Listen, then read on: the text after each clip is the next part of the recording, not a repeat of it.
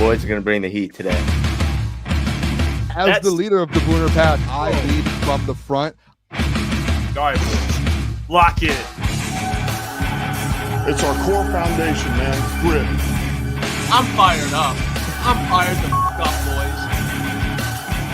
It's pumping right now. It's got my juices pumping, boys.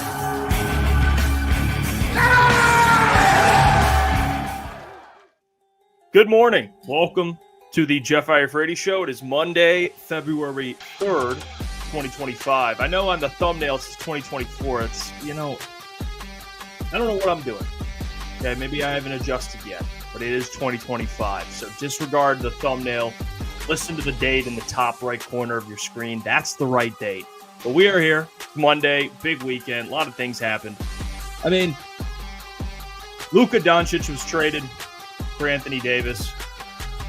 I mean, probably in my lifetime, one of the biggest trades I have ever seen, especially how surprising it was. I'll talk about that for a little bit. The Pistons and Red Wings are winning, which is great. Obviously, the Lions losing the way they did. The fact that we still get to watch two winning teams, the Red Wings and the Pistons, that's a fun time. We'll get into the Senior Bowl later in the show. Jeff Risdon was there. He had an article basically going through and listing prospects that are the perfect fit for the Lions. I'll go through that, share my thoughts on some of the prospects that played well, over the weekend at the Senior Bowl. And then we'll talk about a prospect that I'm in love with later in the show, because there is someone that I do want to bring up. And I'm going to start doing this every Monday, where I do bring a prospect to the table of some capacity. And we're going to do a lot of draft stuff on our live show, which is 8 to 10 p.m., which you guys can tune into every single weekday. But today, it's more, smaller sample size of the draft here on Monday mornings. But how's everyone doing? What a weekend, huh? I mean, Luka Doncic is a Laker. Anthony Davis is a Maverick. And then that inspired other teams to make pretty significant deals too. De'Aaron Fox is a Spur. Zach LaVine is a King. And the Pistons have not yet made a move, even though they have cap space. And even though they're more than capable of being the third team in a big trade to maybe take on assets like the Jazz did over the weekend. But I see everyone in the chat. Shout out Booner's in there as well.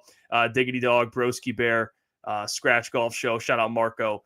And you guys can go check out me and Booner's interview on Marco's channel, just discussing some things we learned building a YouTube channel. Obviously, we're not Mr. Beast, but we've learned some things and we shared them on that channel. So if you're looking to make some content and you like some tips maybe to help you along the way, things that I wish I learned, hey, go over to Marco's channel and watch that interview. But like I said, some things transpired over the weekend. Massive. I mean, I'm sitting there Saturday night. I'm at home and I get a notification.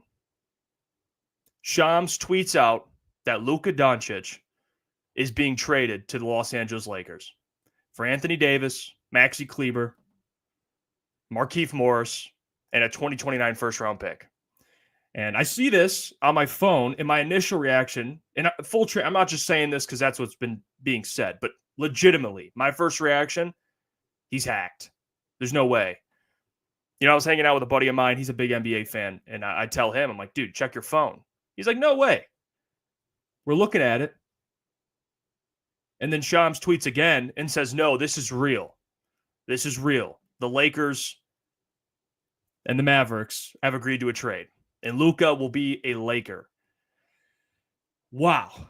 I was appalled. It's you don't see typically in any sport a player before they're in their prime as good as Luka is, Hall of Fame talent, being traded. That's the thing that you just don't see. I mean, we've seen Kareem Abdul-Jabbar traded basically in his prime, which was probably the closest trade to this. But no media at all had any inkling this trade was going to happen. Nico Harrison, the GM of the Mavericks, called the Lakers and said, hey, give me AD. You can have Luka.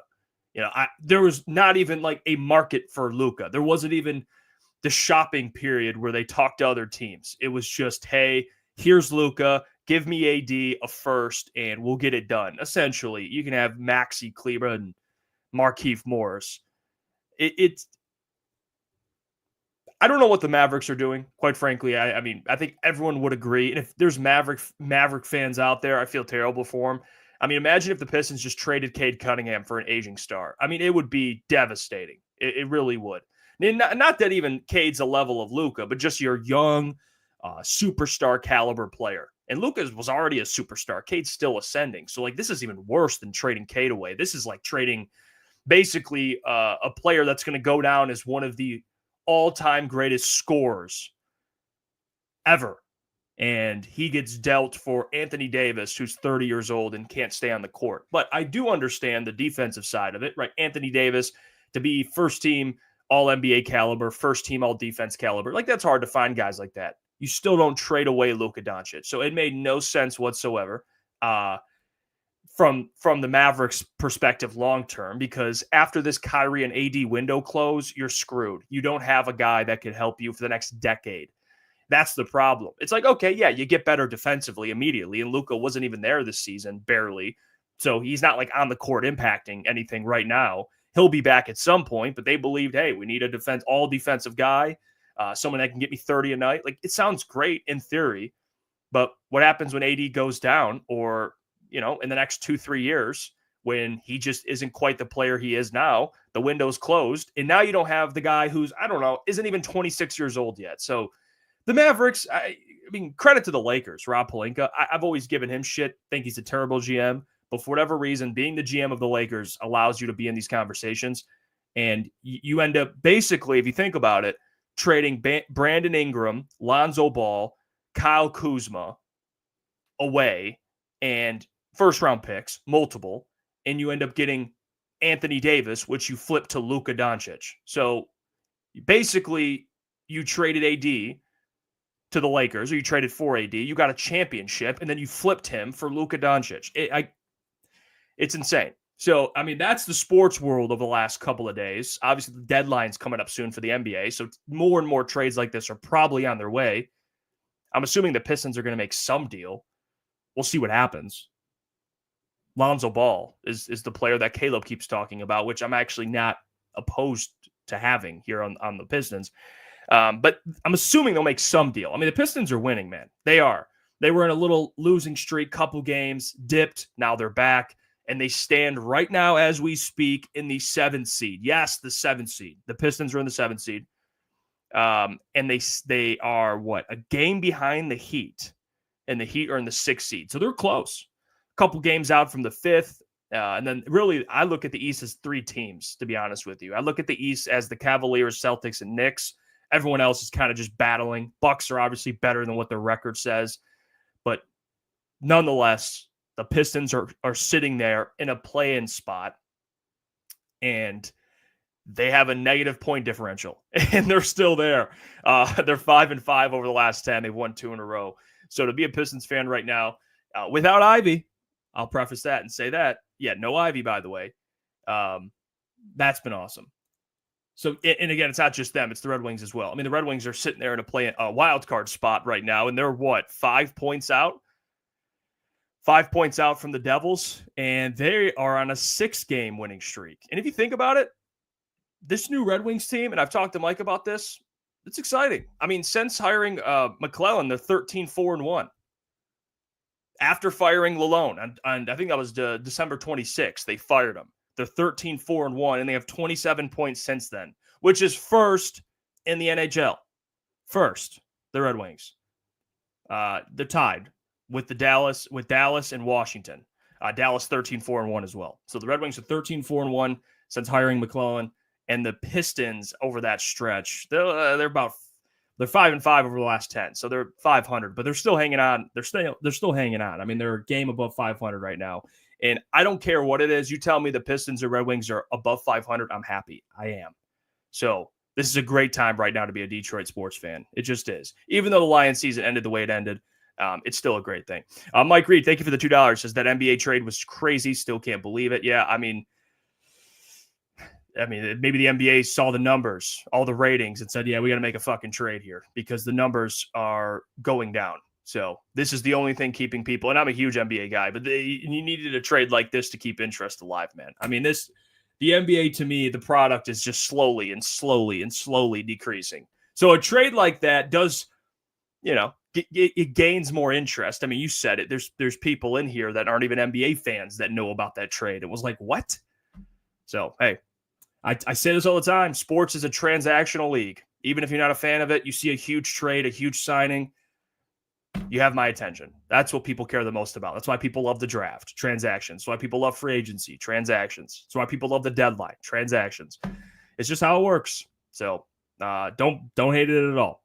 But like I said, I want to get into things today. I'm going to go through some free agents for the Lions and just give you my honest thoughts on guys they'll bring back. I know we talked about it on the show, but I'm going to make it's kind of my final, I guess, prediction on who I think's returning, who I think is not returning, who I think the Lions will bring back. And then we'll get to, like I said, highlights from the Senior Bowl, guys that stood out. Jeff Risdon was there covering kind of on the Lions' behalf. He does great work. Try to get him on the show soon because he's a busy man. He's very good at what he does.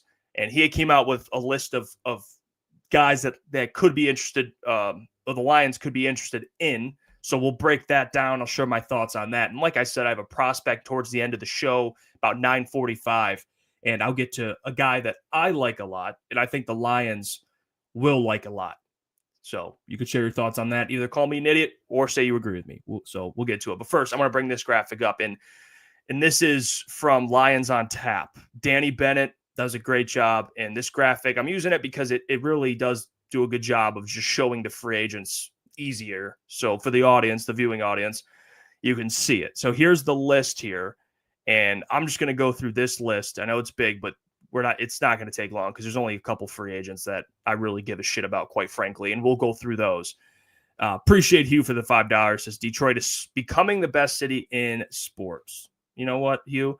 I love that. The Lions can get a Super Bowl. We have some playoff teams. Now you're talking about not only a city that is very few, one of the few in America to have 4 sports teams, but also a city that is winning. Right now, we got to start cashing in. We need playoff teams. I think you'll have 3 this year, maybe 4, hopefully with the Tigers. Next year, let's get that Super Bowl, though. That'll be massive. It'll be massive. Appreciate you, Hugh, for that.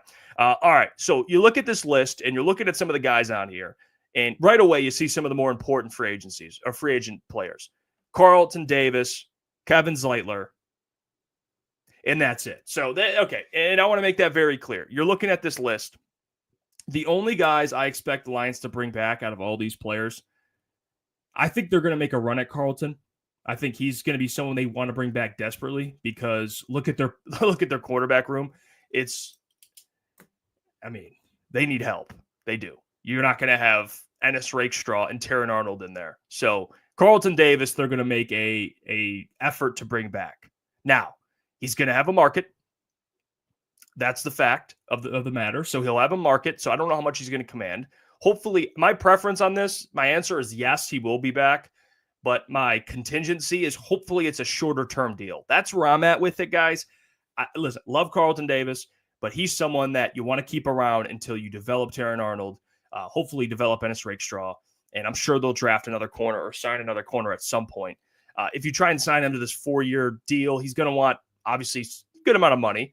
And he's 28 years old at this point. I don't want to keep a guy 31, 32. He's making $18 million, $16 million, right? I'm cool with a 2-year deal. I know it's going to be tough with him. It's probably his last big deal he'll get. He's 28. But the fact of the matter is, I got guys I got to sign. I want Carlton back. But if he wants a longer-term deal, I'm probably more hesitant to give him that. But again, what leverage do you really have? You kind of need him. So I don't think the Lions could really dictate that too much, but that's my preference. Hopefully it's a shorter term deal, but yes, I believe Carlton Davis will be back in a Detroit Lions uniform. Marcus Davenport, on the other hand, hell no. He's gone. Don't let the door hit you on the way out. Kevin Zeitler, bring him back. Those two to me, Carlton and Kevin Zeitler on this list, to me are almost must-dos, guys that you must bring back under pretty much any circumstances. Like I said, Carlton, preferably a shorter term deal, but again, you just want those two back desperately. Guys like Marcus Davenport, John Kaminsky, Emmanuel Mosley, Levi Onwuzurike. And I know there's a crowd out there that really do like Levi. I really don't care at this point. I think Mekhi Wingo could probably do his job better than him right now. And he looks like a player that's only going to get better. You drafted him last year. I think this Levi Onwuzurike experiment, to me, I'm pretty much over with it. Not that he's a terrible player, but he's not someone I'm pounding the table to return. So Levi, I would say no. Khalil Dorsey, I would say yes for some of that special team help. So really on just this first chunk of free agents, Carlton, Kevin Zeitler, Khalil Dorsey, maybe Vildor. Okay. Maybe. Preference? No. But knowing the Lions and what they'll probably do, yes, Kendall Vildor will be back in the room. All right, so that's where I'm at with that. None of these other guys I really care about, to be honest with you. I don't think that really matters if any of them return. When you go down the list, you have the other guys. Allen Robinson, Teddy Bridgewater, obviously no. That was nice. He can go back to teaching, being a coach. That was a great couple of games. But yeah, no, it's over. Hendon Hooker should be the backup. And if he isn't, then he must stink and just get him out of here then. Allen Robinson, no. Ezekiel Turner, no. Iffy, no. I don't think they bring him back. It'd be nice, like, for depth, but I think that's another experiment that I'm over with, if I'm being honest with you. Dan Skipper, awesome. I would love to bring him back. That's someone that I don't mind. He's going to cost pennies, and he's always a guy that they love in the locker room. And with this offense, you use an extra offensive lineman at tight end. He's probably the right guy to do that. He's just a massive man. So I don't mind Dan Skipper. Pat O'Connor, sure. I wouldn't mind Pat O'Connor either. He's someone that I've actually grown to like, not only as a player, but as a human. He seems like a great guy. So I don't know. Maybe they like him in the locker room. Do they need him? No, they don't, but we'll see what happens with him. Let's see. Tim Patrick, yes. I think Tim Patrick, you got to bring back. And honestly, guys, I'm going to get into that conversation later because some players that Jeff Risdon highlighted may play on the offensive side of the ball. So we're going to have that discussion about wide receiver. And we'll see. Would you rather have Tim Patrick back or a draft pick? So we'll have that conversation. Al Muhammad. I actually want him back, if I'm being honest. To be honest. I don't know if that's a good thing or a bad thing that you bring in a guy off the streets and he already looks like one of your best defensive linemen. But I actually like Al Muhammad, and I would like to keep him around. So for Al Muhammad, bring him back. Ben Neiman, don't really care. Derek Barnes, would I like him back? Yes. But to be honest with you, am I pounding the table to bring him back? Not really. I don't think he's that caliber of player where it's like you can't lose Derek Barnes. You know, I don't think he's that at that level. People may disagree with that. That's fine. I love Derek as a human. He seems like a great locker room fit. The coaches love him. But as a player, can the Lions win a Super Bowl without Derek Barnes? Yes, they can. I don't think he's like Carlton. No, they can't. Kevin Zeitler, yes, they could, but it'd be harder. You see where I'm going with this? Derek Barnes, I think they could fill a guy. They could replace him at Sam with someone else. So he's not really on the must re-sign. He's on the, hey, I would like to re-sign him, but we'll see what happens. Any of these other guys, to be quite frank, I really don't give a shit. I really don't care. Netane Moody, I don't know who any of these guys are. So in terms of bringing back free agents, guys, and I know a lot of work's going to be done here in free agency to see kind of what they need and who they're going to bring in. There's only a handful of guys I really do believe the Lions should bring back. I seriously, looking at that big list. And it's not, and guys, they have to extend, of course, too, like Kirby Joseph, Aiden Hutchinson. You can go ahead and get those done. You can go ahead and get those contracts done. We know those guys are going to be Lions forever. Those are guys you want to keep around. So sign Aiden, sign Kirby, get it over with. But Carlton Davis, Kevin Zeitler, Dan Skipper, Tim Patrick, Al Muhammad. I mean, who else? Derek Barnes, you want to throw in there? Fine. But that's still 6 players. And then everything else, you go address in free agency, whatever you need. Short-term options. If you want to replace Iffy, free agency. You want to replace, Derek Barnes, free agency. That's where I'm at with it. The Klotzy likes Spillane, Robert Spillane, with the Las Vegas Raiders. He believes he can play Sam just as good. So if that's how you feel, then go get a replacement. But I don't know. I'm not pounding the table for Derek Barnes. We'll see what happens. But still, even if you include Derek Barnes, that's 6 players, 6 guys. And Carlton Davis is probably going to be the most expensive one. Second being Kevin Zeitler. And then Derek Barnes. Maybe Tim Patrick's in there too. But yeah, Wild West says in here, Hutch is going to want a fortune. I mean, I think Hutch is the type of player, and deservedly so, that he's going to want to reset the market. And I think he has every right to do that. I mean, he was going to be Defensive Player of the Year this year. So if I'm Aiden Hutchinson, of course, I'm resetting the market. I'm going to attempt to.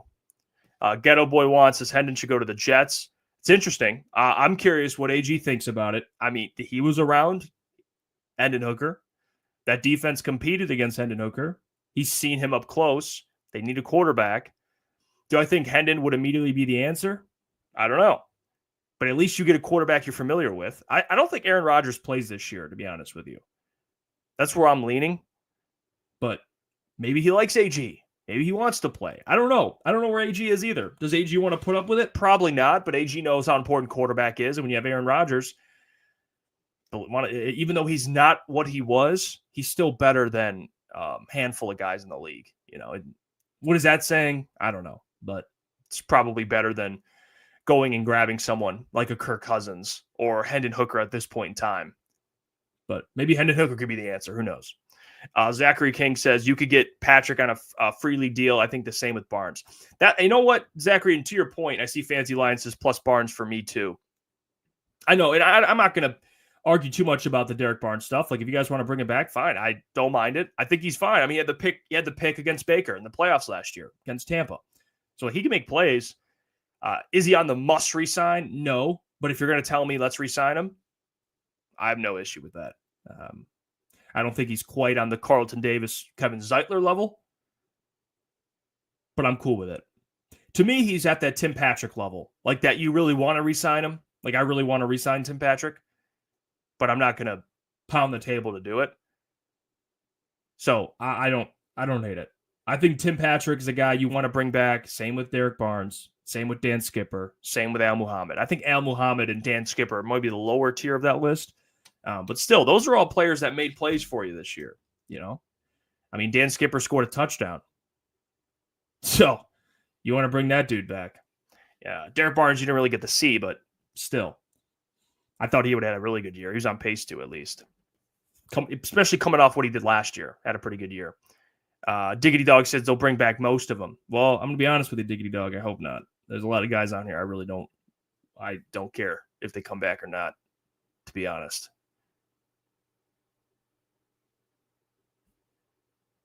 So I really don't care about the other players. But yeah, I wanted to go through these quickly, give my thoughts on them, who they re-sign, who I don't think they re-sign. Those are the guys I think they bring back.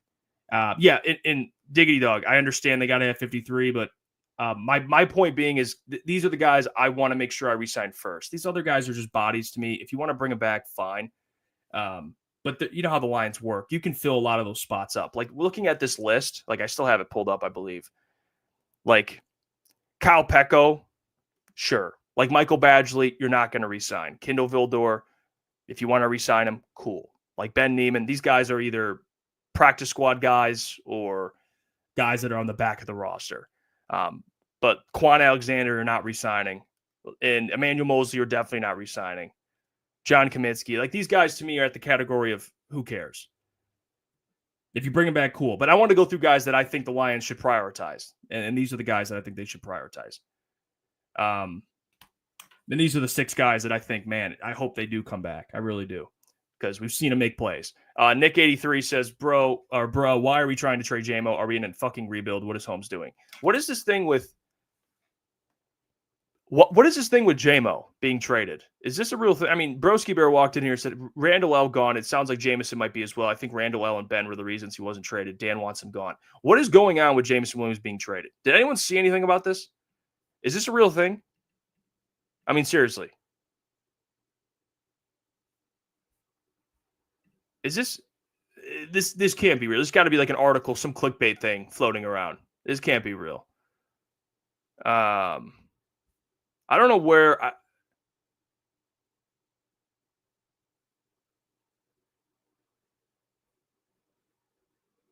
Yeah, no. Okay. I haven't seen anything about Jameson being traded, so I wouldn't look too much into anything because we would have already known about it.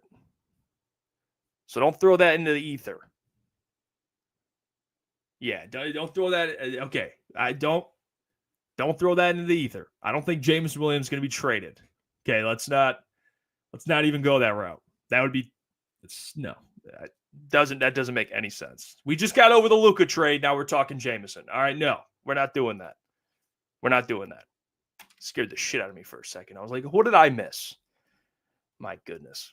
All right. I want to go through this list with you guys. These are guys Jeff Risdon said impressed him at the Senior Bowl and guys that he thinks the Lions would have interest in. And listen, we'll talk about the players, but more so positions.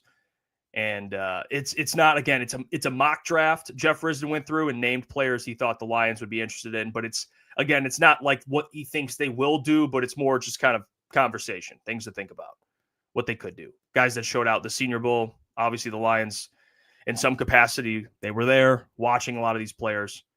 Now, Broski Bear responded to the JMO rumor. It's off-season rumor, and I've seen a couple people speak about it. You can count on Dan at Lions Talk Live, a.k.a. Captain Clickbait, is one of the people mentioning this. Dan at Lions Talk Live. I don't know who that is. But fuck the off-season rumor, man. I mean, what are we doing? What are we doing? Disregard that. If JMO was a legitimate trade candidate, we would hear something. I don't know why what does that even benefit them? Trade away JMO. It doesn't. Okay. All right. Let's get to this. I have this article. Let's go through some of the picks. Again, this is Jeff Risdon, lionswire.com, lionswire.usatoday.com. So let's go through it. Yeah. Off-season rumor. God damn it. All right. First round, Jeff Risdon was at the Super Bowl, and a player that he thought stood out to him was Walter Nolan, defensive tackle out of Ole Miss, which I've heard a lot of great things about this player. And Jeff writes here, if Nolan is still on the board when the Lions pick at number 28, and that's a big if, he's a seemingly perfect fit for what Detroit wants in an attack dog interior defensive lineman. He's quick, he's slippery off blocks, and he plays every snap like it's the last one he'll ever play. Nolan is a souped up version of what the Lions have wanted from Josh Paschal. Oh gosh. As a heavy defensive end, but he's more than capable of playing full-time inside. So Walter Nolan, for people that may not know who he is a disruptor. Plays at Ole Miss. 6.5 sacks this year. He's 6'3", 305. Was at Texas A&M, transferred to Ole Miss. And he's wrecked games. That's what he does. Now, he's a big fellow, though. 6'3", 305 pounds is a big fellow. That's a guy who probably moves well for his weight, but that's someone that ideally you're playing on the inside. Okay, ideally. I think that's where he's probably going to thrive. But the more of the question is, could you actually see the Lions taking a defensive tackle? I mean, I wouldn't be mad. I would be disappointed that it wasn't a defensive end. And I know Walter Nolan can play some defensive end, but he's more of a defensive tackle, just judging by his measurables. Who knows? Obviously, Jeff would know better than I would. But I wouldn't be as upset if they took a defensive tackle rather than taking, an offensive player. I'll tell you that. Or taking another corner, which I wouldn't hate as much either, to be honest with you, judging by how bad they need corners, just because last year they took corners. So I'd be upset. But still, like anything on defense, I wouldn't really be upset about. I prefer an edge, but Walter Nolan is a guy who wrecks games. And to Jeff's point, he is an attack dog, an absolute demon. So I don't hate this pick either. Like even Mike Reed, Kenneth Grant. Like I've heard a lot of things about Kenneth Grant too. Like I would not be upset, super upset, I should say. Maybe like, dang, I'd like a legitimate pass rusher, which I'll get to later in the show, which I have a pass rusher I want to tell you guys about. And you guys already know about him, but tell you why I like this player. But like a Kenneth Grant, like a big interior game-wrecking defensive lineman, I wouldn't have an issue with, because if you think about it, we don't know what's happening with DJ Reader in the future, So I would be disappointed, but if Brad thinks this guy's the best defensive lineman available, I would at least think about it. I wouldn't be as upset. Now, if you take a wide receiver at 28, now I'm upset. Now I'm throwing a tantrum. All right, if you take a damn anything else on offense, I would be upset. Tackle even, I'd be like, why? why. But that's what Jeff was proposing here in the first round. Walter Nolan. Again, these are Senior Bowl players. These aren't just random suggestions at 28. These are guys at the Senior Bowl that stood out to him. So let's go through it. So next one, second round, Ashton Gillott, edge of Louisville. I haven't seen this player, Ashton Gillott. Who is this? All right, let's see. Ashton. Maybe I'm just missing a guy who's just an absolute beast. Let's see who he is. Okay. Ashton, he is 6'3", 270, 4.5 sacks. Okay, so he's another kind of okay. He had 11 sacks last year for Louisville. So he is productive. Yeah, I mean, okay. So they go defensive. They go defensive tackle, both defensive linemen, first 2 rounds. I would love this if I was a Lions fan. Back-to-back defensive linemen. Third round, Jaden Higgins, wide receiver, Iowa State. I think he's a bigger wide receiver too. Jaden Higgins. Yes, Iowa State. He is 6'4". Yeah, he was really good actually. 6'4", 215.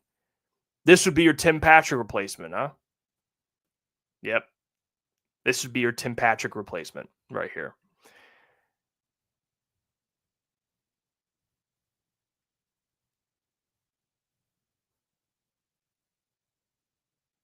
Yeah, I mean, listen, if you're going to take a wide receiver in the third round to replace Tim Patrick, I don't hate that. After the first 2 rounds, I'm not too picky. With, like, again, for Brad, it's about taking the best players. And obviously earlier in the draft, we have the discussion of what they should prioritize. But after the second round, it's like, who cares? As long as you're not taking legitimate projects like Broderick Martin or Giovanni Manu. Like Jaden Higgins can play. He played well this year at Iowa State. He was their number 1 wide receiver. Like, yeah, I have no issue with this. So Jaden Higgins, yeah, go ahead. Take a wide receiver in the third round. Based on what he did in the fourth round, yeah, I'm okay with Jaden Higgins. And if he's Tim Patrick's replacement, then awesome. So I actually don't hate this, to be honest with you. I don't have a problem with this if they're taking a wide receiver in the third round here. So I don't hate this pick.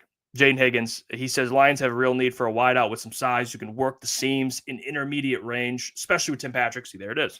Tim Patrick being a free agent. 6'3", 215. Higgins definitely fits that bill with his physicality, length, and long striding speed. His hands are impeccable. 4 drops and almost 300 collegiate targets. Wow. Many of them contested catch. Many of them of the contested catch variety. Also a willing and able blocker, something Lions can use as a screening filter for wideouts. I mean, that's awesome too. And he even says here, this is a compensatory pick for the loss of Aaron Glenn to the New York Jets. The comp picks aren't officially awarded until later this offseason. It will be the last selection of the third round, likely 101 or 102. Lions traded their own third round pick to select Giovanni Manu. Of course they did in the fourth round. Okay, awesome. So yeah, I actually don't hate it. And it's the comp pick they got for Aaron Glenn. So if you get a wide receiver to replace Tim Patrick, awesome. I mean, 4 drops and almost 300 targets is crazy, especially if he's a contested catch guy. I mean, that's ridiculous. What the hell is this? How do you say this name? Aeneas Peebles. Aeneas Peebles. Defensive tackle, Virginia Tech. Holy hell. Who is this man? Yeah, sure. Bring him along.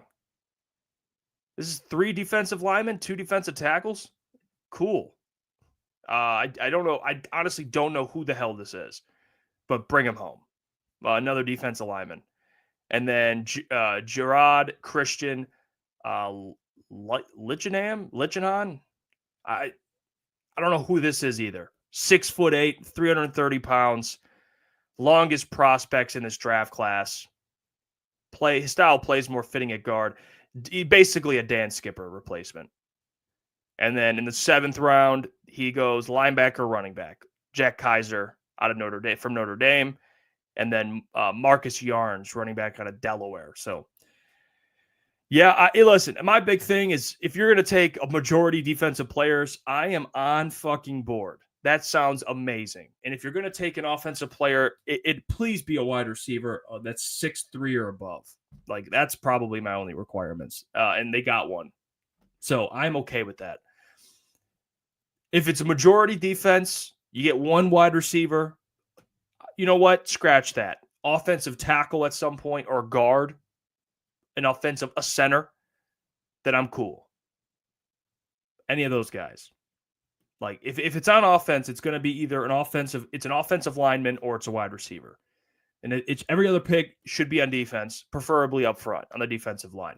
All right. Jesse says, don't do that, Jeff. Colorado offensive lineman has been like Booner's takes on the Michigan basketball, a.k.a. bad. No, don't. Hey, Booner.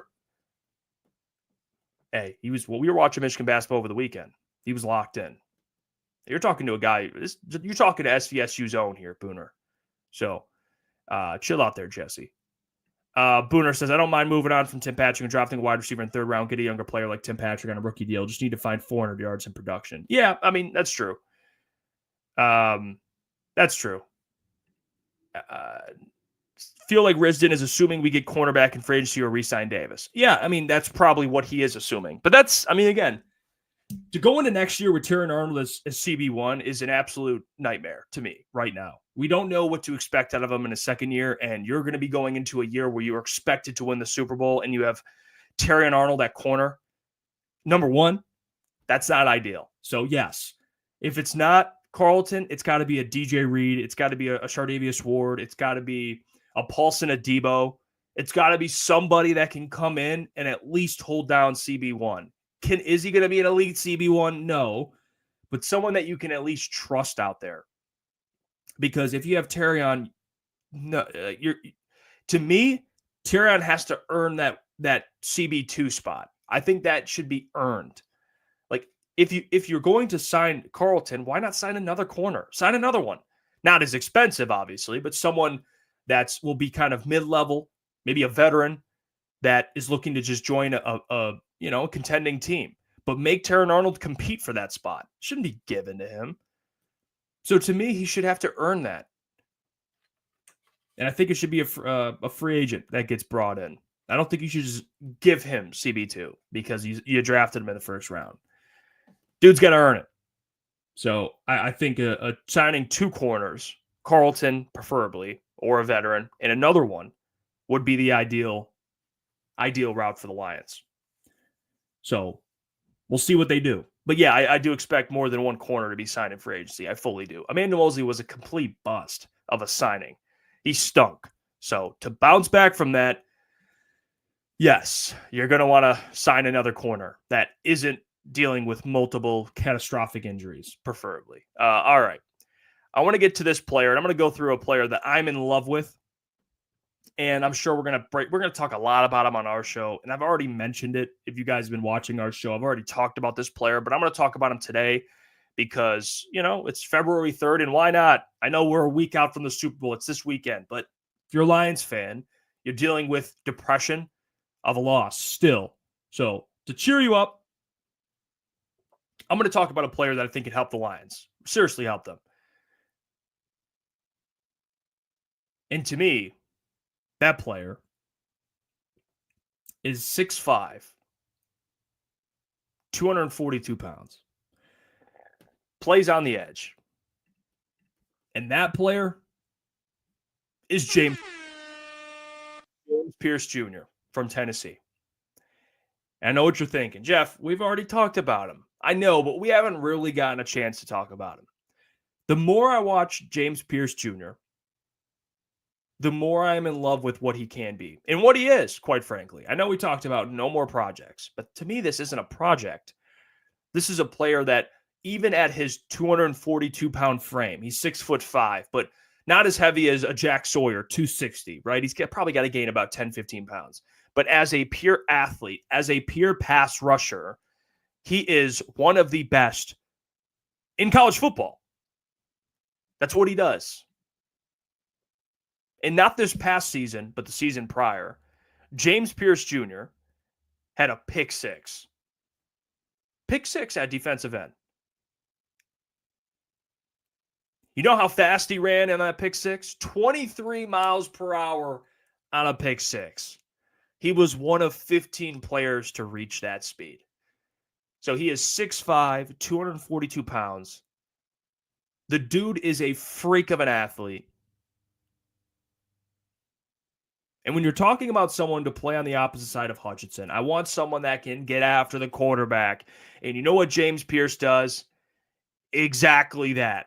Get after the quarterback. You know what his pass rush win rate was last season? I mean, do we really know? There was a point in time, and this was tweeted out. It was October 21st of last season. So it was when the Tennessee started playing. They started playing some more SEC teams, and there was a couple games where he didn't have his greatest game. But at the time last year, in October, at that point in time, he led all defenders with a 23.3% pressure rate. So with Aiden Hutchinson, what is the thing people love the most? Pressures. Well, James Pierce gets a shitload of them in the SEC. I think looking at this defensive line room right now, there isn't a James Pierce. There is not. In terms of an athlete, there's Aiden Hutchinson, who's like in his own category. But in terms of that, Josh Paschal ain't sniffing that. Levi Onwuzurike ain't sniffing that. Okay. Al Muhammad ain't sniffing that. These are like these. This is a different type of athlete at his height, what he can be, his production. Like he has a lot of upside. Now teams are going to get worried about him because of his size. That's the thing. That's the thing that people are probably going to get scared of James Pierce. He's light, 242. People talk about his run defense, which his run defense wasn't even that bad this year. I don't know. People just pulled that out of their ass because he's smaller. But his run defense wasn't even terrible. And that's something that, again, like I'm looking for a pass rusher first. We can work on the run defense. I mean, you had James Houston playing snaps this year. Is he better than James Houston against the run? Fuck yeah, he is. All right. So let's get that out of the way. But teams are going to be fearful of his weight. He's probably going to fall in the draft. I mean, I've seen a ton of – I know that the combine is going to be the big thing for me, and we're all going to be there, so we'll get to see it. But if he tests well at the combine, which I think he will, he'll probably run a 4.5, 40, 4.4, high 4.4, low 4.5, and he'll probably rise significantly. And he's going to test well, test off the charts athletically. And teams are going to be like, this guy's a freak, and probably draft him in the teens. But I've seen him anywhere from 15 to 28. He's kind of in the back half of that first round, which is what? The area where Brad Holmes is probably going to trade up for, right? That's probably the territory where lines are going to want to trade up. So he's in that sweet spot of draft picks, at least where he's mocked. I don't see him, like I see JD Dog. James Pierce, the Lions get a top 10 pick I didn't know about. He's not going top 10. I have not seen one where he's top 10. And I've seen one where he went to the 49ers, but that was it. And again, are mock drafts correct? No. But based on people that cover the draft, I haven't heard people say, watch out for James Pierce. He's going top 10. I haven't. So we got to wait and see how the combine plays out. But diggity dog, I think after the combine, you could be right. So we'll see what happens. The combine could rise his stock significantly. Jesse says he won't be there after pick 17 after he balls out at the Underwear Olympics. You know this, Jeff. He's not the best when it comes to stopping the run defense, and it wasn't that great. Yeah, and again, the run defense thing is going to be thrown around. But guys, like I want to get off my chest, and I want to know where you guys are at. Is when we're looking at a prospect, and this is the thing with Shamar Stewart, people are obsessed with, is they look at what a guy can do in the run game, and they look at what his upside is in the pass game. They look at, okay, he's going to be a stout run defender day one, and he's got tools to develop into this very good pass rusher. We have it twisted. I'm not looking for someone that has upside or can develop into a very good pass rusher. I'm looking for someone that already is elite at what he does, and not elite to the point where an Abdul Carter, because you're not going to be able to draft him, but someone that has the tools, someone that's shown it, have flashes of it. And James Pierce has shown he has flashes of it. He's been productive. And that's the thing I'm looking at. Now, if you have to trade up from 28 to 17 to get him, do it. Go ahead. Give up picks. Go get a guy that you love. Or you can chill there and maybe get a Jack Sawyer, which I'll bring that up another time because that's someone else I really do like. But in terms of upside, he's got a ton of it. He does. And run defense to me, That's something that has to deal with communication, knowing your assignment, discipline.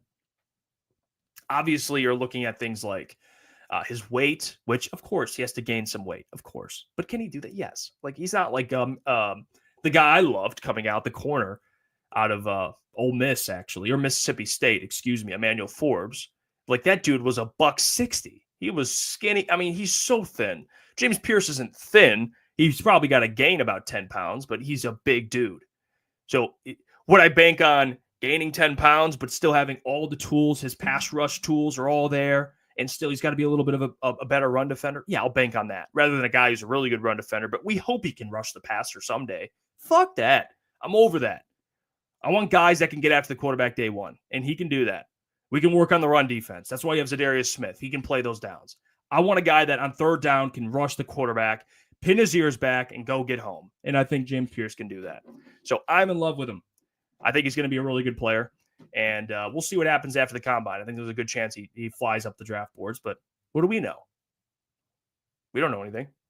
That's why I'm learning now when we talk about players, it's pointless to say, well, he ain't going to be there. I've seen crazier things. I never thought the Lions would be in reaching distance from Quinyon Mitchell or Taron Arnold. They were right there. I thought they would be gone way earlier, and they weren't. I thought Dallas Turner was a lock to be a top 10 pick. Where did he fall, guys? Damn near 20. So I'm over well, he's not going to be there. We don't know shit. None of us know anything. None of us actually know anything. So at the end of the day, we can have these conversations. We can have we can have fun with it, have our preferences, and we'll see what happens. Because James Pierce could go in the top 15, or he could go and slide to the back half of the first round, and you could have a chance to get him. So do I think Brad will trade up? I do. And Booner nailed it here. Brad Holmes has traded up in the first round 3 or 4 drafts. So Jesse Adams says, I'd rather have Jack from the Buckeyes over Pierce, in my opinion. Jack seems like an MCDC guy, plays hard every down. Okay. Let's, do I disagree with that? No.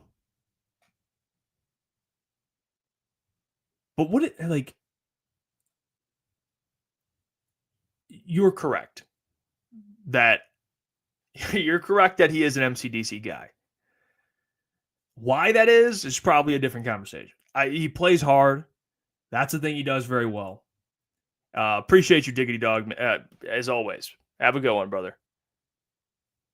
But James Pierce, I'm sure when he sees this man on tape, they love athletes. They do. And James Pierce, I think we'll see what happens when they have to interview these players. And when you interview a guy, you learn a lot about him. They might not like him after they interview him. Who knows? Or they might not like Jack Sawyer. They might not like some guys. But on tape, Jack Sawyer, yes. Better run defender. He's a good pass rusher. I wouldn't say he's just immediately a better player, because if he was, he'd be going a little higher. I think his age is probably what's holding him back. And people are looking at his get off. He's not the most athletic guy, but he's an athlete. But James Pierce has the higher level of athleticism. So I don't know. Maybe they're looking at upside, that James Pierce is a higher upside. But I actually like Jack Sawyer too. And I think Jack Sawyer will be there. But there are going to be a couple of guys that I bring up here in the next couple of weeks that I think should be in play. And I do think James Pierce should be in play. So let's see. Jesse Adams, yes. Plus, he's not going to have bullshit to worry about with him. Yes. Does Pierce have a better pass rush moves than Jack? Yes. Does Pierce have a better pass rushing moves than Jack? Even look at the playoff game in C-Bus, Jeff, who made a bigger difference. Yeah, listen, Jack Sawyer, we talked about it the other day. He makes plays on the biggest stage. So I'm not even going to argue who's better. I'm not going to partake in the conversation. But what I will say is James Pierce is up there for me with Jack Sawyer. So Jack Sawyer obviously had a bigger stage he played on. He played well on that stage. I mean, you're talking to a guy in James Pierce who didn't even make the playoffs. So it's like, it's probably not the guy that, he's not really on the same category as Jack Sawyer. But and Jack Sawyer had the best defense in college football he was on. So, that's a whole nother thing. But saying this, though, JTT then Pierce, to me, those guys are all kind of in the same category. I think all those guys are going to be mid to late first round picks. So they're not too far. It's not really too far of a difference. Like JTT is probably going to go in the back half of the first. And then Jack Sawyer might go early second, late first. And then James will go mid first, late first. So they're all a little similar. People are going to bank on James Pierce's upside, though.